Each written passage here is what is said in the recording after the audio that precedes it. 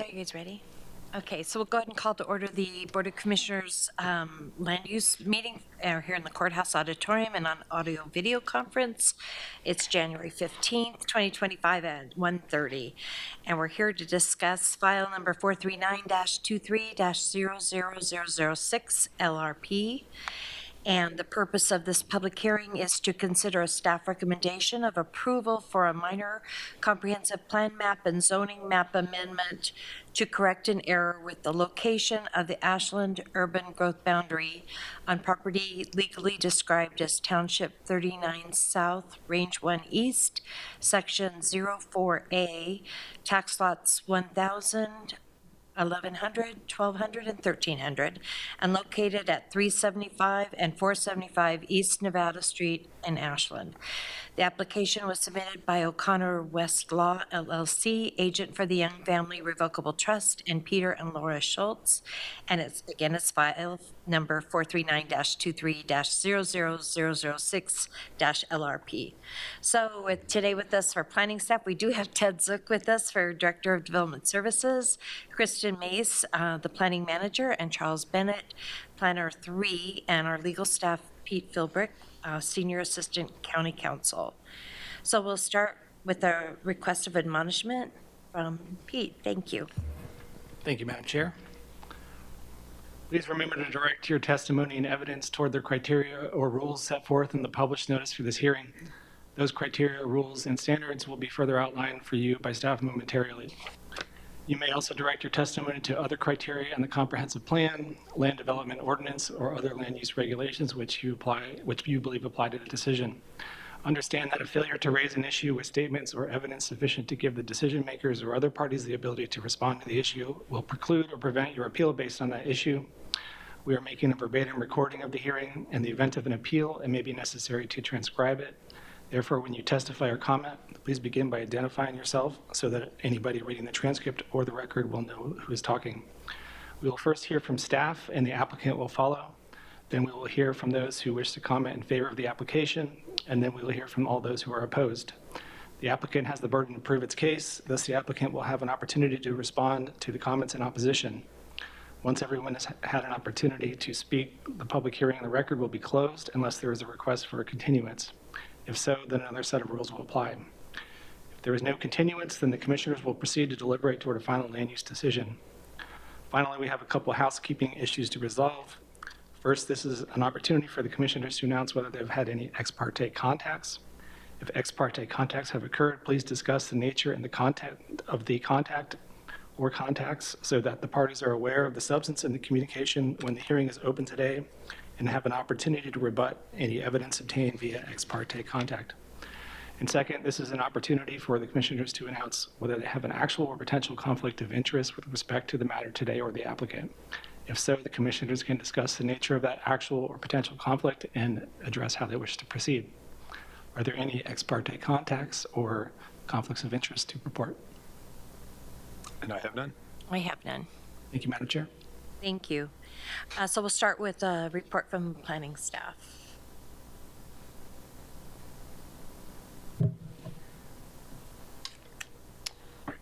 Good afternoon, Commissioners. Charles Bennett, Planner 3, Development Services, 10 South Oakdale, Room 100. This is a simple project, and I'll have a brief presentation.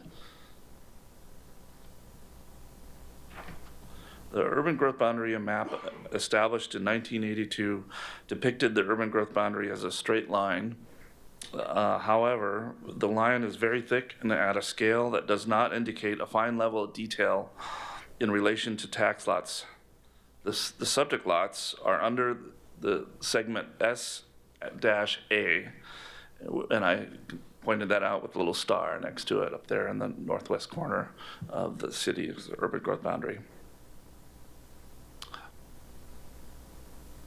There we go. The Ashland 2008 comprehensive plan map indicated the UGB line following the city limits, not the property lines. It is indicated by the straight line and the star on the comprehensive plan map that I put. This is a close-up of that. view, and the line indicates, again, the city limits and the urban growth boundary at the same location. But what it does is it splits the properties, the subject properties, in half. So what the UGB line is for the Jackson County is the dotted line that follows the property lines. So the Ashland Urban Growth Boundary Agreement, Section 11D, allows the Board of Commissioners and the Ashland City Council to determine where the UGB line is for correcting cartographic discrepancies such as this one. There was some discrepancies throughout the years over the location of the line. And per this UGBMA or UGB agreement, this process does not require the Planning Commission. So we were able to circumvent both those commissions for this decision. In October of last year, the City of Ashland City Council corrected the error through ordinance number 3247 and changed their UGB line to be consistent with ours, and which is, again, follows the property lines of the subject properties. The board is asked today to confirm the city's approval, so ultimately there will be a mutually adopted urban growth boundary that follows the property lines in this area. And planning staff concurs with this, the applicants and the city's findings. And that's it. It's pretty brief. Okay, are there any questions? Okay, thank you. Okay, thank you. So before we open the public hearing, I guess I would request the rules of the public hearing to be read. The rules of the conduct of public hearings are as follows. Only the chair or member of the Board of County Commissioners may question a speaker. There will be no interruption of a speaker from the audience and no debates on the floor. Applause is not permitted. A speaker may criticize a proposal, the board, or an agency of the county, but the speaker shall not argue with another speaker directly. Any speaker may present an opposite view, but not in personal terms. A person wishing to speak shall raise his or her hand and be recognized by the chair conducting the hearing. After being recognized, the speaker shall state his or her name and address before proceeding with his or her statement. And finally, the chair may limit the duration of any presentation to the time necessary to cover factual information. Thank you, Madam. Thank you. So with that, we'll open the public hearing, and I assume we want to start with the applicant. If you want to come forward and give your name and information for the record. Great, thank you. My name is Sydney Dreyer with O'Connor West LLC, offices at 670 G Street in Jacksonville, Suite B. I'll make this brief. We appreciate the board taking this up under consideration and the concise but thorough job that was done by the planning staff. As was stated, from the county's perspective, this really is a ratification of the urban growth boundary line that you already have. The inconsistency derived from the fact that years ago, when the boundary was drawn, it was essentially drawn with a marker and there was no meets and bounds description. And so over the years, the interpretation between whether this boundary line was in the middle of the property or the edge of the property as the county has developed. The city has now agreed that this was a cartographic error or omission due to the lack of meets and bounds and did adopt the ordinance. And now we're simply seeking ratification from the county that this is in fact the correct location of the line. It doesn't look like I need to reserve any time for rebuttal, but I would request that time if someone speaks virtually. And do you have any questions for me? Any questions? No? Thank you. And Sydney did sign up. I didn't realize that was you, so. Oh, thank that's you. okay, thanks. You're the only person that signed up. Is there anybody else that would like to speak? You can come forward and give your name and address for the record, or anybody online. Madam Chair, there is no one with their Zoom hand raised to speak. Okay, with that, we will close the public hearing then, and I guess I would ask how many exhibits we have for the record? There are 20. 20, thank you. And I take a motion on exhibits. I move to admit exhibits 1 through, I'm sorry, was it 20. 20 into the Board of Commissioners record for file number 439-23-0006-LRP and to close the record.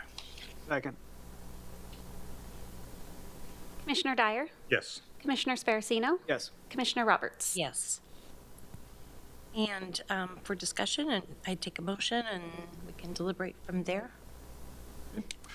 So based on the evidence testimony, I move to approve a minor comprehensive plan map and zoning map amendment to correct an error with the location of the Ashland urban growth boundary on property legally described as Township 39 South, Range 1 East, Section 04A, tax lots 1,000, 1,100, 1,200, and 1,300, and located at 375 and 475 East Nevada Street, Ashland. And the application submitted by O'Connor West Law LLC, agent for the Young Family Revocable Trust, and Peter and Laura Schultz. Again, file number 439-23-0006-LRP. Second. Any discussion on the record?